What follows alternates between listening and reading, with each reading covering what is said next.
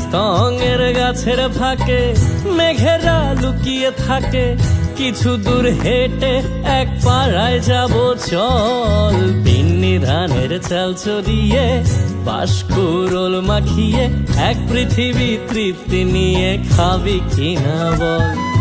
সন্ধে নেমে এলে আর জনক দেবে আলো,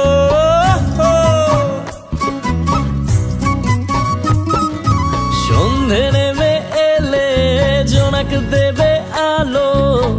জীবনের গল্প না বলাই রয়ে গেল, চল পাহাড় যাব পাহাড় যাব।